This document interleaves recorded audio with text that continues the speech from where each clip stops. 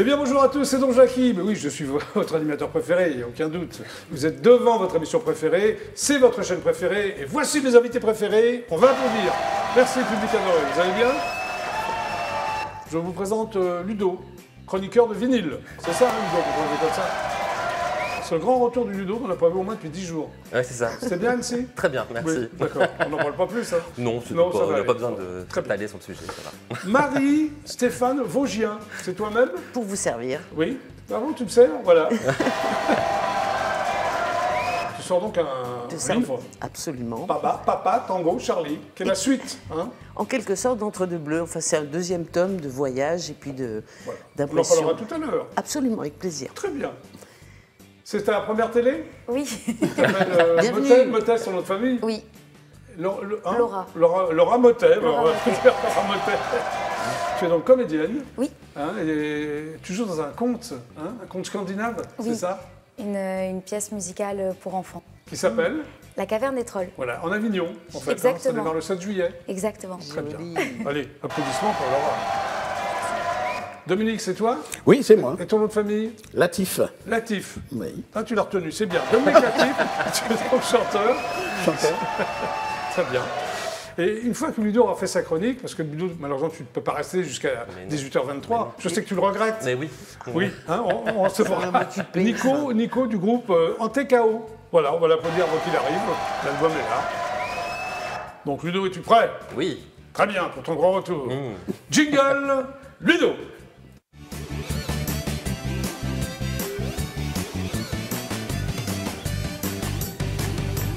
Donc aujourd'hui, Ludo, si j'ai bien compris, c'est un spécial années 80. Tout à fait. Voilà, et on démarre avec le retour, c'est vrai, totalement inattendu de Kate Bush, qui est en tête des charts, c'est ça? Mais je crois qu'il y a des explications quand même. Oui. Ouais. Alors qu'est-ce qui se passe? Un problème de micro? C'est bon? Est-ce que tu peux parler? Oui, c'est bon, Ludo. Allez, on applaudit Ludo, on met un petit rôle de micro. Oui, alors Kate Bush. Oui, Kate Bush. Alors il y a un titre en particulier de Kate Bush qui a fait son retour au sommet de tous les charts depuis quelques semaines. Il s'agit de Running Up That Hill. C'est un titre qui est sorti il y a 37 ans, en 1985, extrait de cet album qui s'appelle Hounds of Love, et qui a été utilisé dans la série qui cartonne sur Netflix depuis plusieurs années, qui s'appelle Stranger Things, qui est une série fantastique qui met en scène une bande d'ados dans les années 80. Et donc le titre de Kate Bush a été utilisé dans 2 épisodes de la saison 4 de Stranger Things qui vient d'être mise en ligne il y a quelques semaines. Et donc c'est dingue, ça a permis à une génération qui connaissait peut-être pas Kate Bush de découvrir ce titre, et ça a fait exploser notamment les streamings sur cette chanson, un peu comme le titre de Nirvana avec le dernier Batman dont je vous avais parlé il y a quelques semaines. Et alors c'est un succès qui est d'autant plus inattendu que Kate Bush, elle s'est faite très discrète depuis plusieurs années. Son dernier album est sorti en 2011 et elle n'est pas montée sur scène depuis 2014. Mais elle reste une icône et elle est souvent citée par de nombreux artistes, notamment des artistes de la nouvelle génération comme étant vraiment une référence. Et en fait, on a toujours mis en avant la singularité de son travail et surtout son avant-gardisme. Et donc la presque totalité de la discographie de Kate Bush a été rééditée il y a quelques temps. Donc on peut retrouver tous les albums de Kate Bush, notamment celui-ci, Hounds of Love, qui cartonne du coup avec le titre Running Up That Hill, qu'on va écouter tout de suite. C'est vrai? Oui.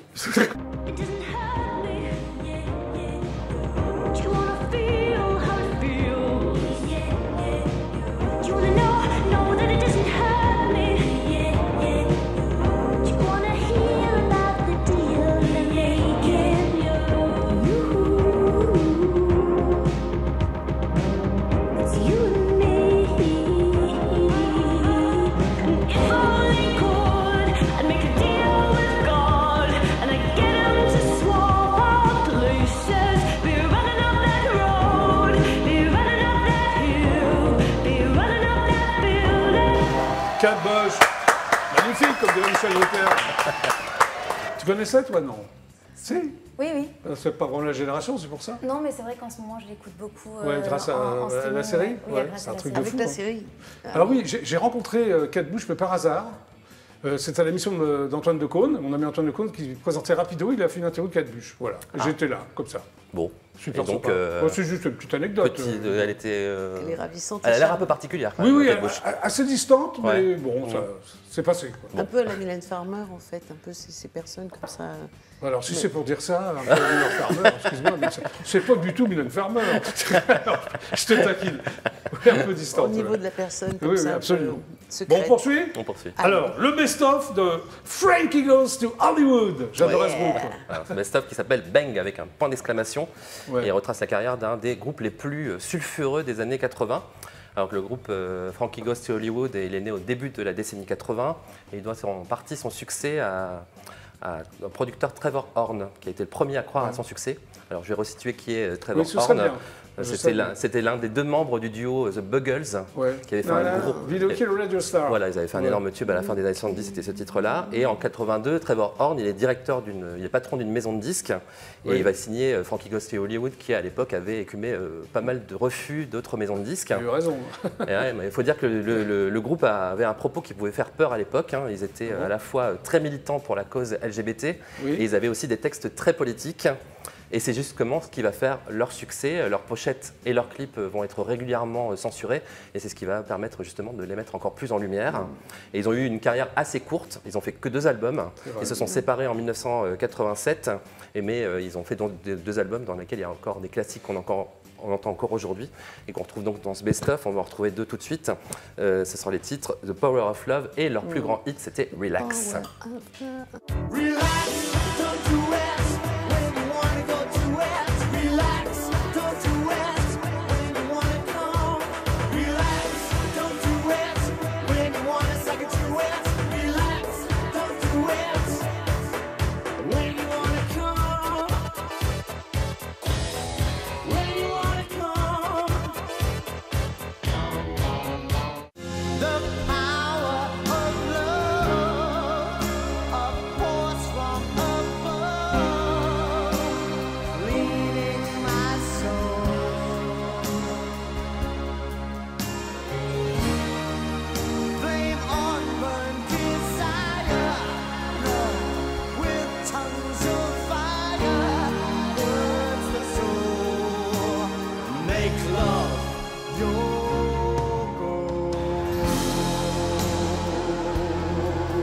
Zéro.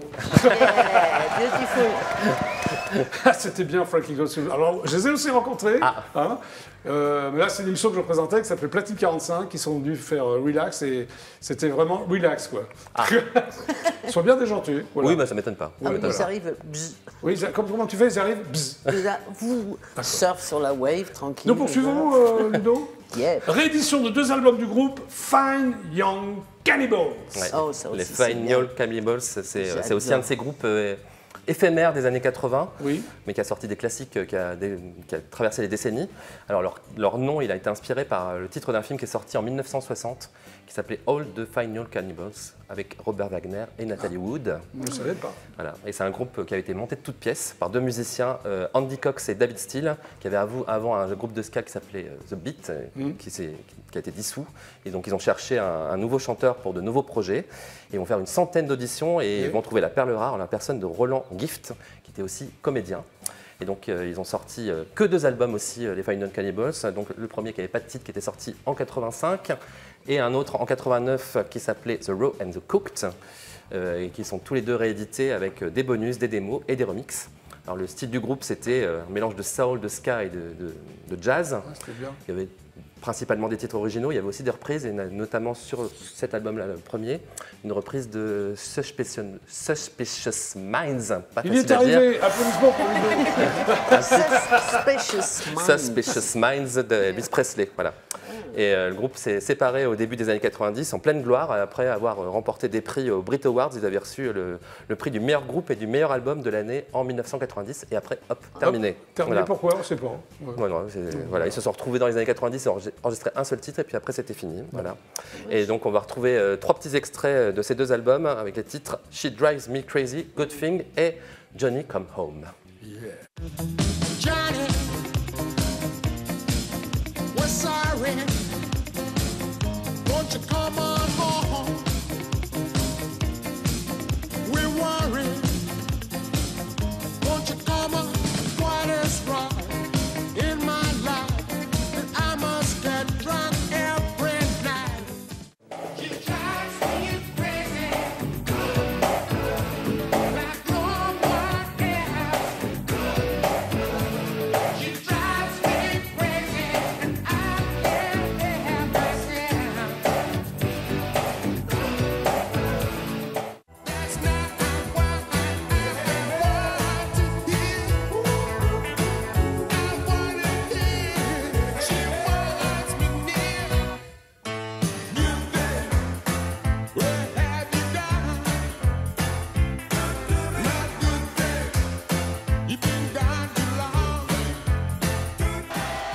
Cannibals. Ça va bien.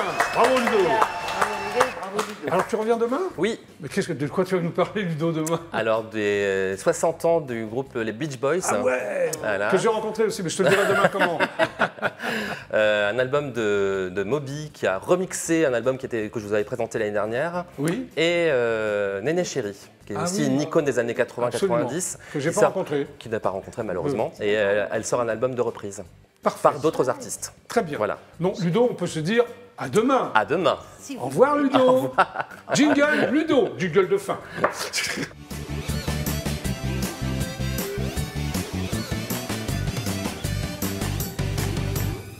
Eh bien, nous sommes ensemble jusqu'à 18h23. Dominique, tu es prêt? Oui, oui. Alors, on va applaudir quand même Dominique Latif. Merci, public adoré. Merci. Ça va? Ça va, et toi? Donc, tu es chanteur. Oui, chanteur. Chanteur. Alors, tu es né en Martinique, Oui, à Fort-de-France, oui, d'un père flûtiste. c'est ça. Ton père jouait de la flûte C'est traversière ça. ou de la flûte de bec ou de la flûte de pan? Le pan. Ah, comme Zamfir alors? Oh, ouais, bah oui, mais tu sais que Oui, c'était comme d'accord. ça. Bon, mais j'étais petit. Il joue de la flûte de pan. Et toi, est-ce que tu joues de la flûte de pan? Non, pas du tout. Ah bon, Moi, piano, guitare, basse. d'accord. Mais est-ce que tu te souviens de ton père jouant de la flûte de pan? Si, je l'ai entendu jouer. Tu l'as entendu. Oui. Bon. Alors, tu es bercé par le jazz, c'est Un ça? petit peu. Et la musique caribéenne. Bon, la Oui. musique caribéenne, Ouais. c'est un peu normal. Et le jazz, tu t'es commencé à ouais, t'intéresser. Mais quel genre de jazz? Moderne, free jazz? Un petit peu free jazz, oui, j'aime beaucoup. Ouais, Le free jazz? ouais j'aime beaucoup ça. Ok. Donc, à 6 ans, tu arrives en métropole. Oui, parce que ma mère est morte à 33 ans. Ah, ok. Donc, tu arrives avec ton Donc, père ou... ouais, avec mon père. Et puis, j'ai ma tante, qui est donc justement la sœur de mon père, qui est à Montpellier, là. Oui. Latif Jeanne, Oui. et qui m'a récupéré avec ma grand-mère pour pouvoir grandir. Donc j'ai grandi dans le Val d'Oise, à Villiers-le-Bel. Dans le Val d'Oise. Ouais, Villiers-le-Bel. Ouais. En 1973, une très grande date, tu fais ton service militaire à Avignon. À Avignon. Ou en Avignon. Avignon. Là où tu vas jouer au mois de juillet. pas- Voilà, choses à dans le Avignon. 7e régiment du génie, là-bas. Ouais. Ah, oui, Tu es bon. donc un génie militaire alors. J'espère.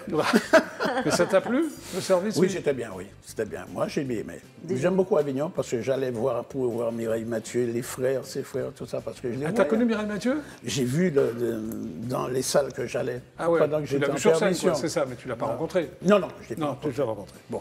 À la fin de ton service militaire, qui durait 1 an à l'époque, c'est ça? Hein? T'es resté 1 an? Oui, un an et demi. Ouais. Je C'est bon. sais pas si tu reviens à Paris, enfin tu vas à Paris, Oui, c'est ça? je hein retourne sur Paris. Oui. Et là, tu suis une formation sur le travail de la voix, c'est-à-dire? C'est-à-dire que j'allais prendre un petit peu des cours, quoi. Oui. Mais pas la voix spécialement. Piano, Oui. lecture, etc.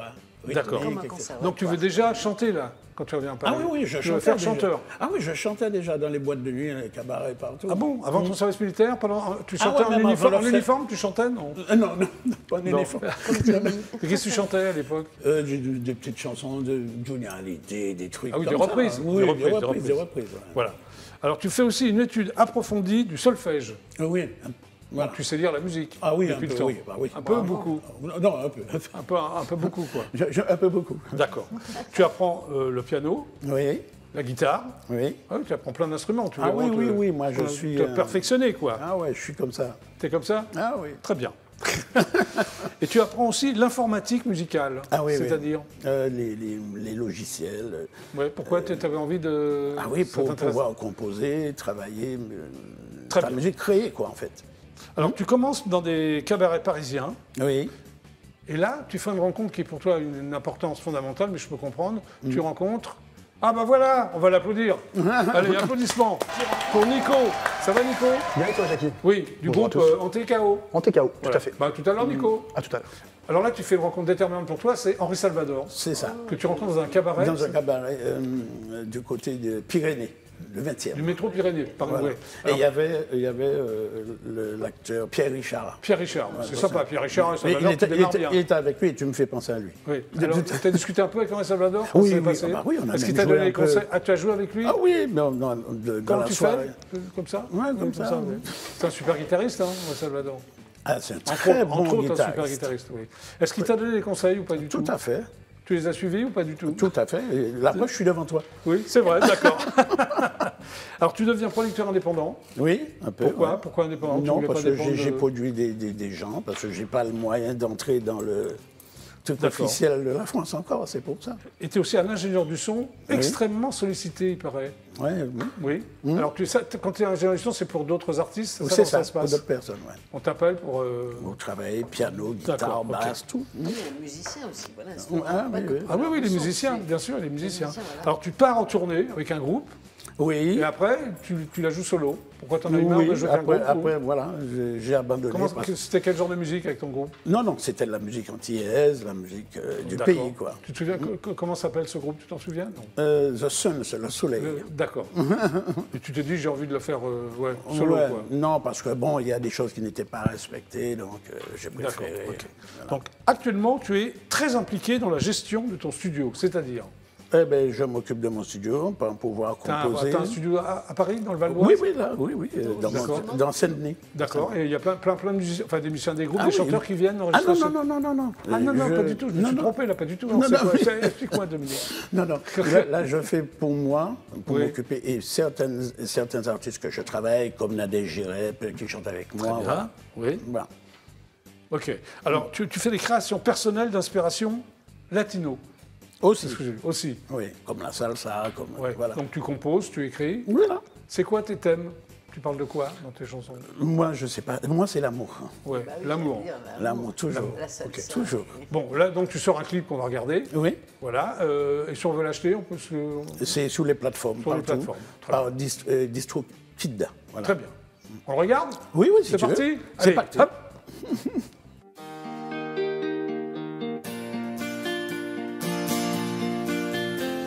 Donne-moi un peu de temps pour t'aimer.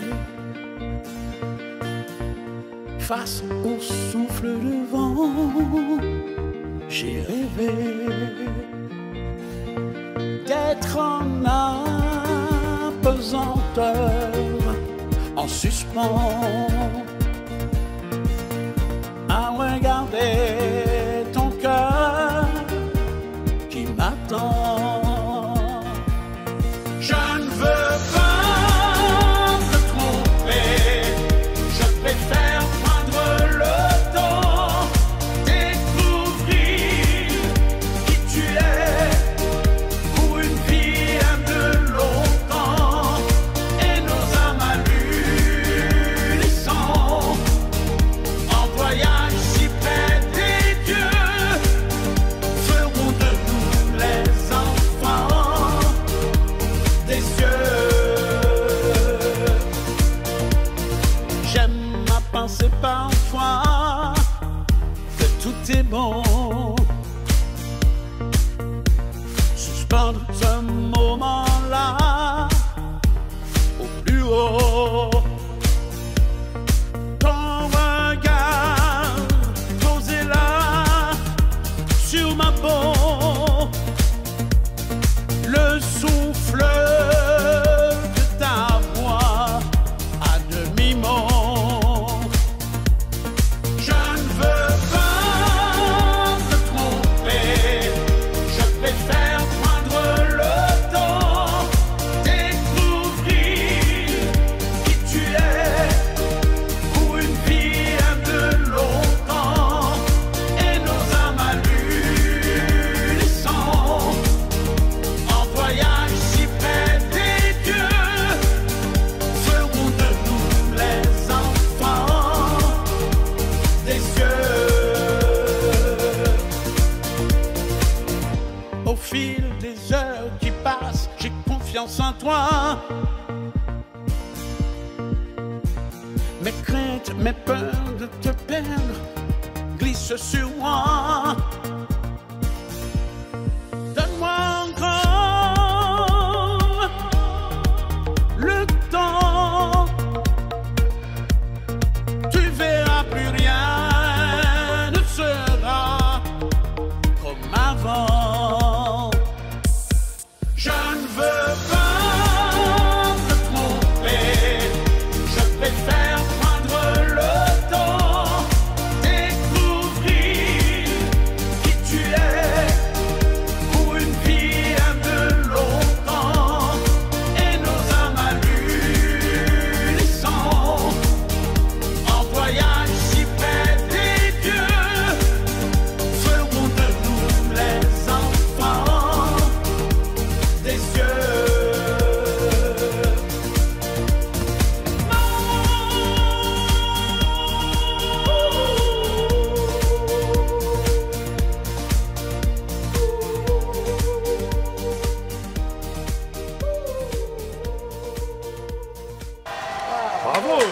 créatif, à Merci. l'unisson. À l'unisson, oui. Dis donc, tu chantes très très haut. Oui, il paraîtrait que j'ai la voix pour ça. T'as la voix, mais tu n'as pas encore mué ou... Pourquoi? Bon, rien. Merci de Nico. Nicolas ou Nico? Nico, mes parents m'ont prénommé Nicolas. Ouais, mais toi, tu préfères Nico. Oui, c'est plus court. Alors, Nico du groupe Antekao. Antekao. L'album est sorti il y a combien de temps? Il est sorti mi-avril. Mi-avril. Ouais. Bon, on va dire que c'est récent. Allez. Ouais, c'est récent. Ouais. Alors, première question, Antekao, ça veut dire quoi?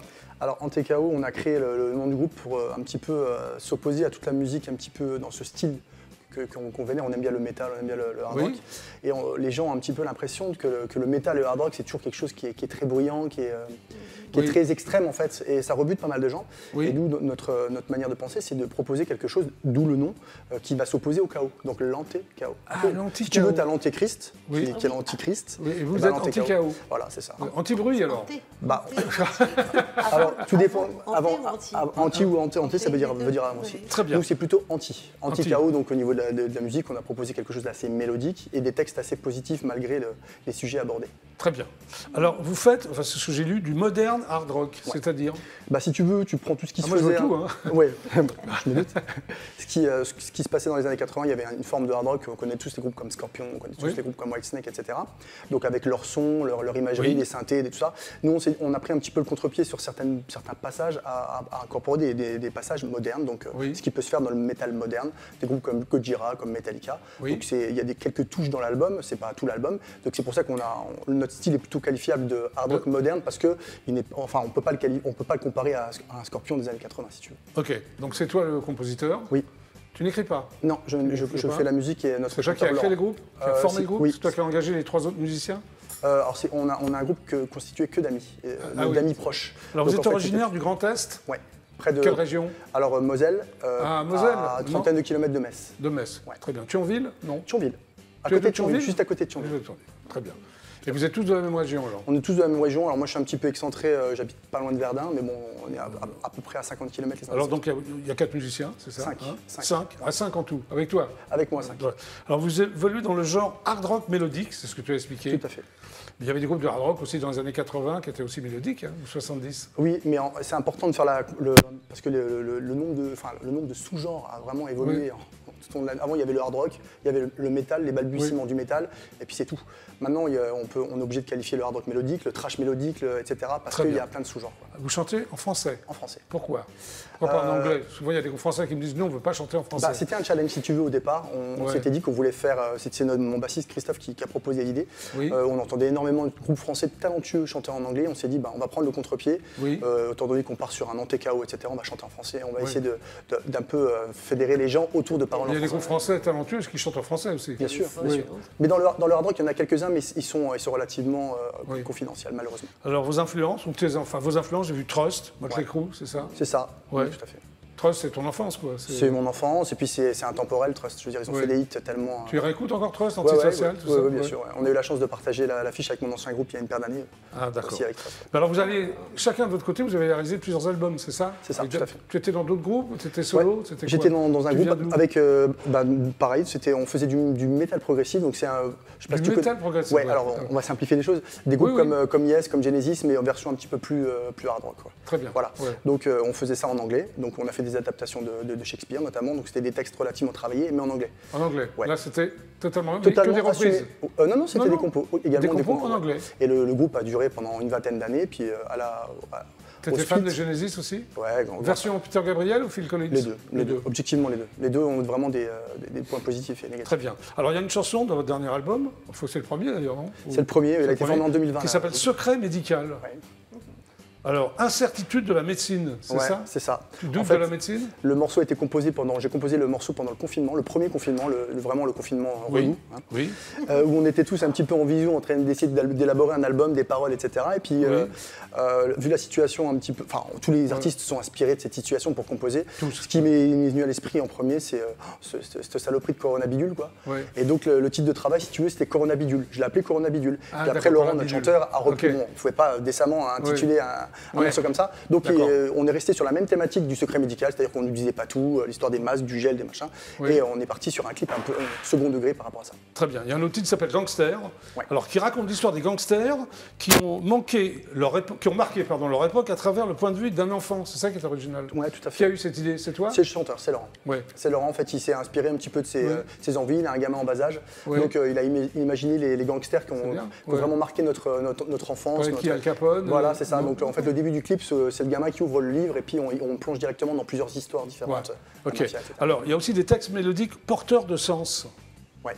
Alors, plus profond, on va dire, parce que bon, tout est porteur de sens, mais il y a des textes c'est pour ça que je voulais te plus demander. introspectifs, si tu veux, Le bord du monde, dont on entendra tout à l'heure le titre. Ah, si je veux. Si tu veux, bien sûr, avec. Non, on va le passer, t'inquiète pas. J'aime le titre. Donc c'est plutôt, ça relate un petit peu le décès de la grand-mère de mon chanteur et du point de vue de sa mère, en fait. C'est-à-dire comment elle a vécu le décès de sa propre mère, et donc il a voulu le raconter parce qu'il a... Alors, Le bord du monde, justement, ça parle de quoi? La frontière, si tu veux, entre les morts et le vivant, tout simplement. Quoi. Ah, d'accord, ok. Vous abordez plein de... Et obsolète, ça parle de quoi? Ça parle de l'obsolescence programmée, c'est-à-dire que tout ce qu'on fabrique, c'est fabriqué dans des pays où la main-d'œuvre est pas chère, oui. où on fait travailler des enfants, oui. et surtout, c'est fait pour être renouvelé relativement rapidement. Et la veuve noire, tu penses à quelqu'un? Pas vraiment. Enfin, pourquoi pas? Et toi, Oui. tu penses à quelqu'un en particulier? Veuve noire, non, je pense à personne. D'accord. Bon, on est d'accord. L'animal. L'animal. Voilà, ouais, l'animal, d'accord. l'araignée. Voilà. Ok. Et puis après, on peut tout prendre aussi au second degré, effectivement. Très bien. Des concerts en France? Demain, un gros festival donc près de Thionville, tu citais Thionville, à Algrange. Oui, je suis Thionville parce que je connais Thionville, hein, c'est tout. Voilà, donc c'est juste à côté de Thionville. On va jouer en première partie de Sidi Larsen et Black Bomba. C'est des références dans le métal moderne. Ah oui, absolument. Pour le coup, ils font des métal modernes. Très bien. Donc on joue à 20h demain. Voilà. Très bien. Bon, on va regarder Le bord du monde. Enfin, si tu veux bien, je sais pas. Je te demande la permission, c'est Oui, possible? Sans problème. Accordé? Accordé, Jackie. Vous aussi, on peut regarder Le bord du monde? On a envie. Bon, c'est parti. I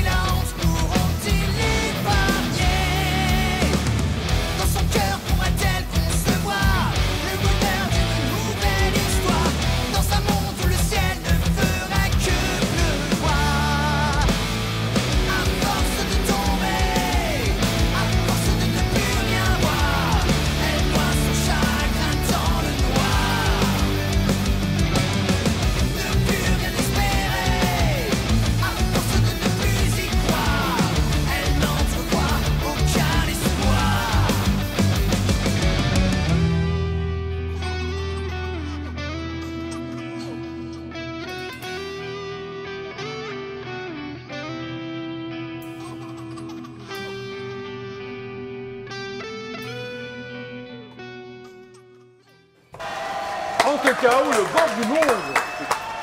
Bravo Nico.